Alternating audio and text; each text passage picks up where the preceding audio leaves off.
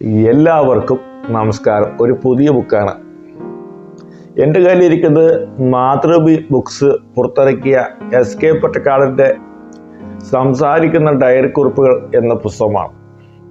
ഈ പുസ്തകം വായിക്കുമ്പോൾ വളരെ രസമുണ്ടെന്ന് പറഞ്ഞാൽ ഇദ്ദേഹത്തിൻ്റെ എഴുത്തുകൾ അത്രത്തോളം നമ്മളെ പിടിച്ചിരുത്തും.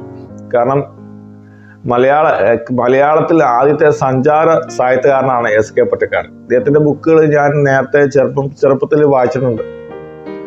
കാരണം അന്നൊന്നും ഈ സന്തോഷ് ജോർജ് കുളങ്കരയൊന്നും വലിയ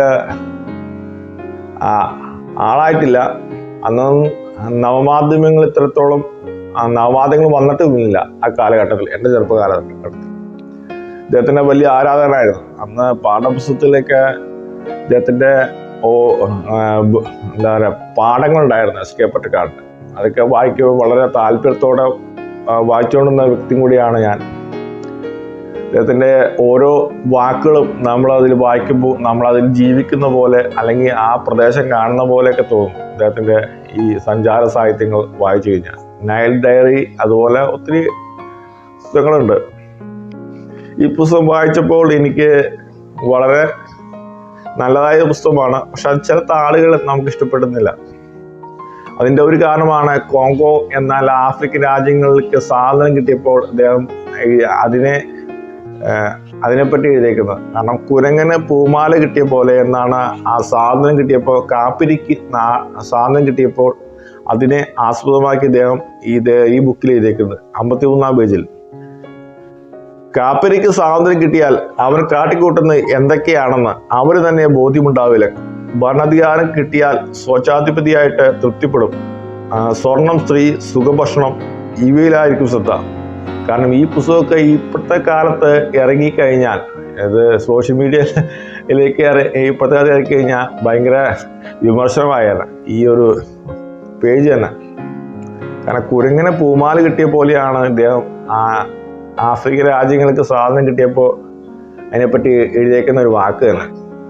ഇതൊക്കെ വർഷങ്ങൾക്ക് മുമ്പ് ഈ ലോകത്തൊന്ന് മാറ്റപ്പെട്ടു പോയി. എന്നാലും പിന്നെ ഒരു പേജുണ്ട് പിന്നറസ് എന്ന് പറഞ്ഞാൽ ഇത് എഴുതിയേക്കുന്ന ഡയറി കുറിപ്പുകൾ. എന്താ പറയുക, കേരള സംസ്ഥാന രൂപീകരണ ആവണക്കാലം മുമ്പ് എഴുതിയേക്കുന്ന പല ഡയറി കുറിപ്പുകൾ വായിക്കുമ്പോൾ നമുക്ക് ആ കാലഘട്ടത്തിലെ ചെറിയ സംഭവങ്ങളിലൊക്കെ ഒരു ചിത്രം നമുക്ക് കിട്ടും ഈ പുസ്തകത്തിലൂടെ. ഇത് ഏറ്റവും രസകരം എന്ന് പറഞ്ഞാൽ തമാശ പോലേക്ക് തോന്നിയത്, കാരണം കൊച്ചി രാജ്യത്ത് നിന്ന് ഇദ്ദേഹം തിരുവിതാംകൂറിലേക്ക് പോയി.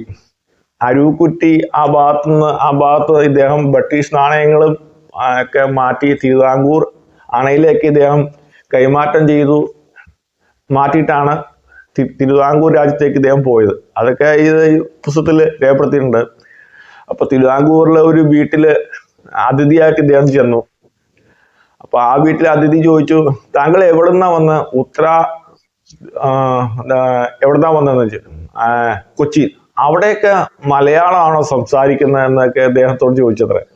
എനിക്കിത് വായിച്ചപ്പോൾ ഭയങ്കര രസമുണ്ടായി. കാരണം ആ കാലഘട്ടത്തിലൊന്നും അധികം വലിയ എന്താ പറയാ വിവരങ്ങൾ കൈമാറുന്ന കാര്യങ്ങളൊക്കെ വളരെ ചുരുക്കമാണ്.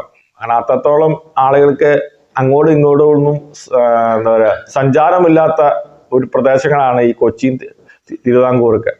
കാരണം ആ തിരുവിതാംകൂറിലെ ഒരു ആള് അദ്ദേഹത്തോട് ചോദിച്ചത്, അവിടെ മലയാളമാണോ കൊച്ചിയിലും മലബാറിലൊക്കെ. അങ്ങനെയൊക്കെ രസകരമായിട്ടുള്ള അനവധി സംഭവങ്ങൾ ഈ പുസ്തകത്തിൽ രേഖപ്പെടുത്തിയിട്ടുണ്ട്. ഇദ്ദേഹത്തിന്റെ ഈ പുസ്തകത്തിന് പുറത്ത് ONV കുറിപ്പ് ഇദ്ദേഹത്തെ കുറിച്ച് എഴുതിയിട്ടുണ്ട്. പൊറ്റക്കാടിനൊത്ത് ബംഗാളിലും ആന്ധ്രയിലും പര്യടനം നടത്തുവാൻ അവസരം ഉണ്ടായപ്പോൾ ആഹ്ലാദപൂർവ്വം ഓർത്തുപോയി. എസ്.കെയും അവിടെ മനുഷ്യരുടെയും കണ്ണീരും പുഞ്ചിരിയും അന്വേഷിക്കുന്നു, ഹൃദയത്തിൽ ഒപ്പിയെടുക്കുന്നു, പിന്നെ കാവ്യാത്മകമായ ശൈലിയിൽ നമുക്കായി കൈമാറുന്നു. അതാണ് പൊറ്റക്കാട്. ആ സംഭവമാണ്, ആ ശൈലിയാണ് അദ്ദേഹത്തിന്റെ സാഹിത്യം. വളരെ സത്യമായിട്ടുള്ള ഒരു എഴുത്താണ്. കാരണം അദ്ദേഹത്തിന്റെ ബുക്ക് വായിക്കുന്നവർക്കറിയാം ആ ഒരു ജീവിതം അല്ലെങ്കിൽ ആ പ്രദേശത്തിന്റെ സംസ്കാരം എല്ലാം ഈ ഇദ്ദേഹത്തിന്റെ എഴുത്തുകളിൽ നമുക്ക് വ്യക്തമായി അറിയാൻ പറ്റും. ഇത് ഈ ബുക്കിന്റെ 181 പേജിൽ ഇങ്ങനെ രേഖപ്പെടുത്തിയിട്ടുണ്ട് കോഴിക്കോടിന്റെ ചരിത്രം.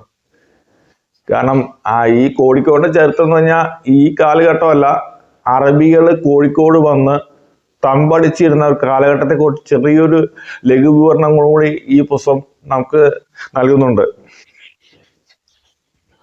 ഇങ്ങനെയാണ് എഴുതിക്കുന്നത്: പാളയത്തിലെ കുട്ടിപ്പെണ്ണ്, അവളെപ്പറ്റി നർമ്മരസം കലർന്ന ഒരു അശ്ലീല കഥകളും പ്രചാരത്തിലുണ്ടായിരുന്നു. പഴയ കോഴിക്കോടിന് തനതായ ഒരു വർണ്ണ പൊലിമയുണ്ടായിരുന്നു.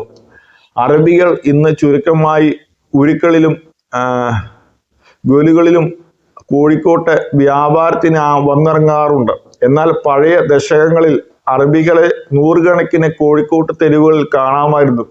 നീളൻ കുപ്പായങ്ങളും കുടുങ്ങിയ തൊപ്പികളും ധരിച്ച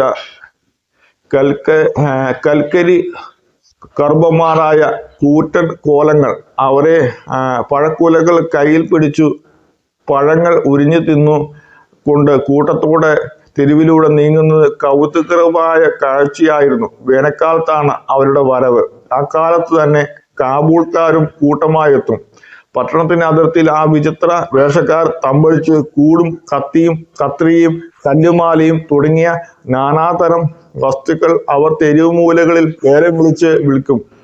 നിറ പകിട്ടുള്ള ഷർട്ടും പാവാടയും ധരിച്ച് ശിരസിൽ മഞ്ഞ ഉറുമാലയും കെട്ടിയ അവരുടെ സ്ത്രീകൾ നല്ല കരുത്തും കാപട്യം നിറഞ്ഞ കമനീയ യോഗികളായിരുന്നു.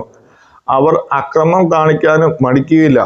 ഒരു കാബൂൾക്കാരി ഞങ്ങളുടെ പരിചയത്തിൽപ്പെട്ട ഒരു മാനിന്റെ 16 വയസ്സ് ചെന്ന അഴകുള്ള ഒരു ബാലനെ പിടിച്ച് ബലാത്സംഗം ചെയ്തു അവശനാക്കിയിട്ട് വിട്ടു.